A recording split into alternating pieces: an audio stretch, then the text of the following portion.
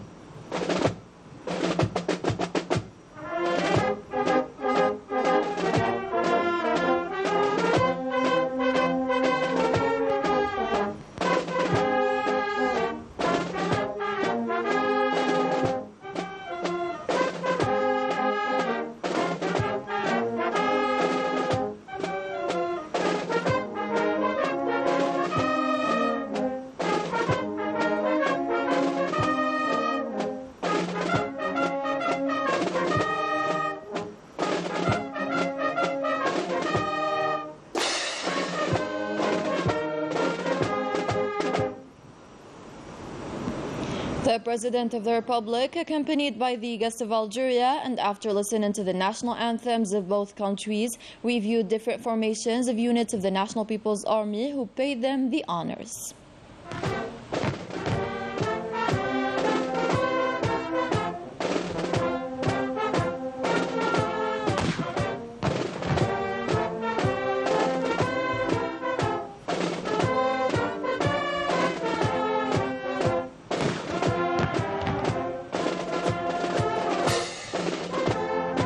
The King of Jordan, Abdullah II bin al-Hussein, later shook hands with the Algerian senior state officials welcoming him.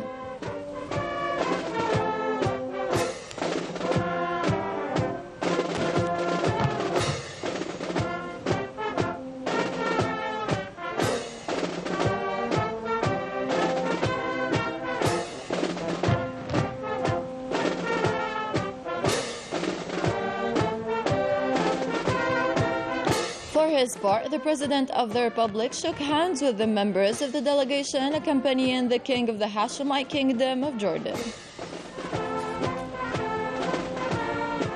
At the presidential VIP lounge of Algiers International Airport, Hawari Boumediene, the President of the Republic and the King of Jordan were greeted by members of the Arab, African, and European diplomatic corps accredited in Algiers.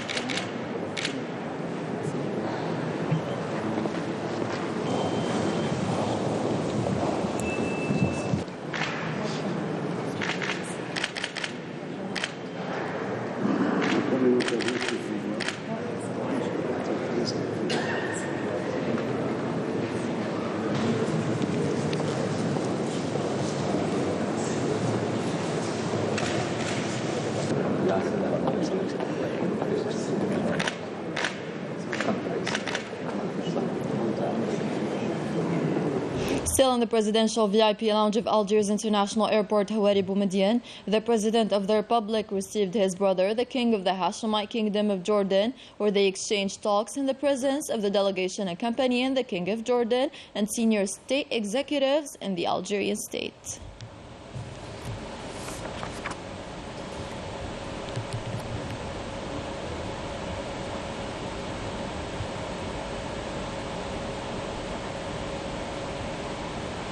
The President of the Republic later bid farewell to his brother, the guest of Algeria, the King Abdullah II bin al-Hussein, the King of the Hashemite Kingdom of Jordan, who later headed to his place of residence in the capital, Algiers. At his place of residence in Algiers, the King of the Hashemite Kingdom of Jordan received the Speaker of the Council of the Nation, Saleh Goudil, who paid him a courtesy visit on the occasion of his visit to Algeria.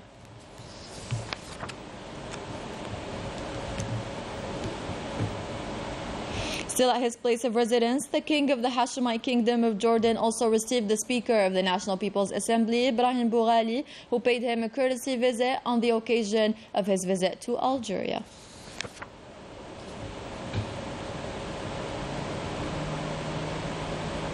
The King of Jordan, Abdullah II bin al-Hussein, also received at his place of residence in Algeria the Prime Minister Ayman bin Abdurrahman, who paid him a courtesy visit on the occasion of his visit to Algeria.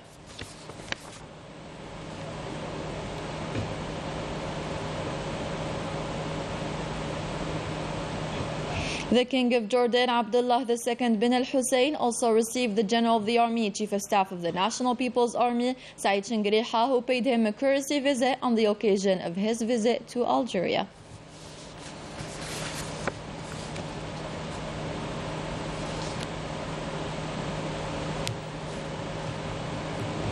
The Army General Saïd Chengriha, Chief of Staff of the National People's Army, chaired at the National Circle of the Army in Beni Messous here in Algiers the opening of the work of an international symposium on the geopolitics of extremism, origins, threats, challenges, and mechanisms of struggle. This symposium of 2 days is organized by the Institute of Advanced National Security Studies under the high patronage of the President of the Republic, Abdelmajid Tebboune, Supreme Chief of the Armed Forces, Minister of National Defense. More details with Rania Al-Bahri.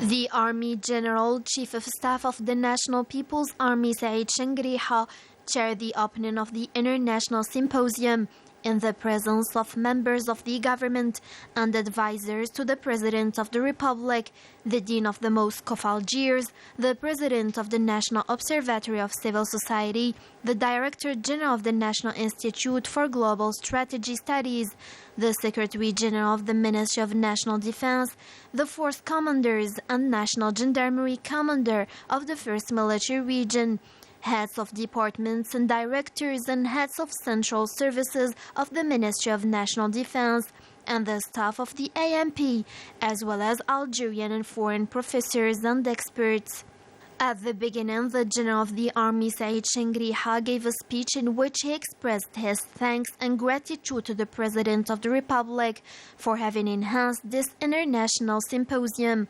with his high patronage, before mentioning the phenomenon of extremism, emphasizing that this latter cannot be attributed to a religion, a society, or any ideology. أود بداية أن أعبر عن شكرنا الجزيل وعرفاننا وتقديرنا للسيد رئيس الجمهورية القائد الأعلى للقوات المسلحة وزير الدفاع الوطني نظير رعايته السامية.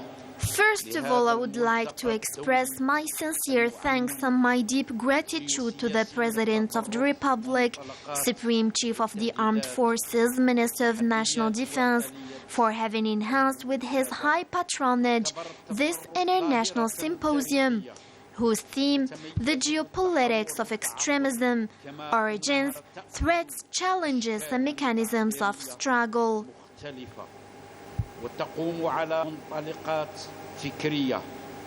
Extremism is a phenomenon whose origins go back very far in history, involving several forms of expression based on variable ideologies in time and space, but who have in common the false belief of holding the truth, intolerance, hatred, and violence, which sometimes involves to terrorism.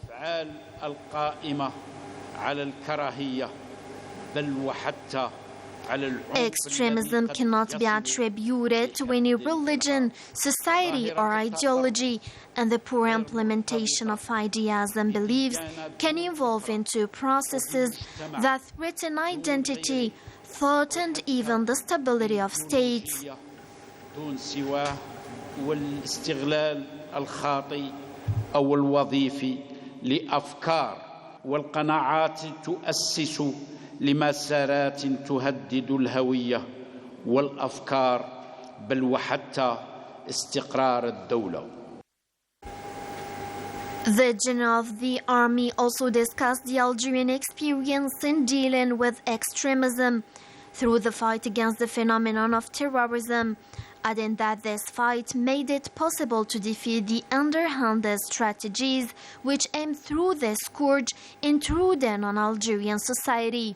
He mentioned in the same context of the contribution of Algerian diplomacy in raising awareness of the international community against the criminal nature of terrorism. لقد عانت الجزائر لعشريات كاملة من ويلات الإرهاب الدخيل. Algeria has suffered for decades from this intrusive phenomenon, which has threatened the foundations of the state, the republican regime in place, the identity and cohesion of society, and sabotaged the national economy.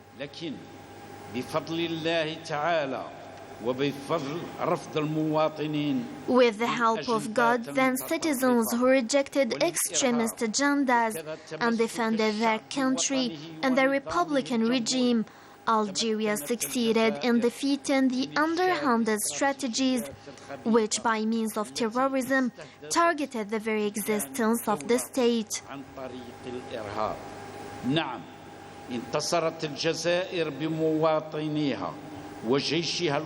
Algeria has defeated terrorism alone thanks to the mobilization of its citizens, its National People's Army, and its institutions, which has enabled it to acquire proven experience in the fight and prevention against this phenomenon, both operationally and in terms of the development of homogeneous and multidimensional national approach. Algerian diplomacy has contributed to raising the awareness of the international community as to the criminal nature of terrorism through a number of agreements and initiatives undertaken at the regional and international level, as well as UN resolutions pleading for mutualization efforts in the field of the fight against terrorism and the drying up of its sources of financing in order to stem the terrorist threat and its proliferation. At the end, the General of the Army announced the official opening of the proceedings of the symposium. during which the professors and experts presented conferences on the origins of extremism and terrorism by presenting a prospective reading of the phenomenon and a roadmap allowing an anticipation treatment of extremism. This symposium was also an opportunity to present experiences and approaches to the fight against extremism and terrorism, in particular the Algerian experience. The presentations were punctuated by discussions done by experts and executives, who enriched the symposium with their ideas. In energy cooperation, the Minister of Energy and Mines, Mohamed Alqab, took part on Saturday in the 185th meeting of the Conference of the Organization of the Petroleum Exporting Countries, which was held by video conference. The meeting discussed issues relating to the management and functioning of the OPEC General Secretariat. Mohamed Alqab will participate on Sunday by video conference in the proceedings of the 46th meeting of the Joint Ministerial Monitoring Committee, the ministerial meeting of OPEC and non-OPEC, where executives will discuss the current situation of the oil market and exchange of points of views on short-term development. The Prime Minister of the Sahrawi Arab Democratic Republic, Bushraya Hammoudi Bayoun, reiterated in Berlin the Sahrawi people's right to continue their armed struggle, their only means to put an end to Moroccan occupation. For his part, the President of the National Algerian Committee of Solidarity with the Sahrawi people denounced once again the international community's silence in the face of the continuous repression and Moroccan human rights violations in the occupied Sahrawi territories. Man al-Ammani with the details. Denouncing Morocco's and its allies' repeated actions aiming to thwart all of the UN's resolutions, the Prime Minister of the Sahrawi Arab Democratic Republic, Bushraya Hammoudi Bayoun, highlighted during the 46th Conference of the European Coordination for Support and Solidarity with the Sahrawi people that the current situation in Western Sahara and the position of certain influential countries will only lead to more tension in the region. The participants pointed out the international community's silence in the face of the continuous repression and Moroccan human rights violations in the occupied Sahrawi territories. This meeting is the first step of the Conference of the European Coordination for Support and Solidarity with the Sahrawi People's Program, which was held in the presence of several European, African, and Latin American parliamentary representatives. All the participants reaffirmed their support to the Sahrawi issue and urged the UN to put pressure on Morocco to liberate the country. There is a consensus within the European Solidarity Movement with the Sahrawi people on the official, parliamentary and the civil society's levels to redouble their efforts to better coordinate their work and to remain vigilant in the face of the Moroccan plan wanting to impose their viewpoint on Western Sahara.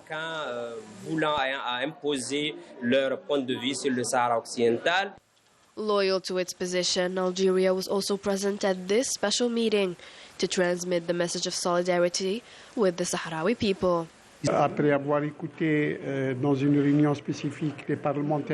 The special meeting of parliamentarians coming from various countries and with a strong Algerian participation first retained at the level of this meeting the principles of an international meeting of parliamentarians in solidarity with the Sahrawi people by denouncing the UN's inaction in the conflict's resolution according to the principles of decolonization contained in the UN Charter.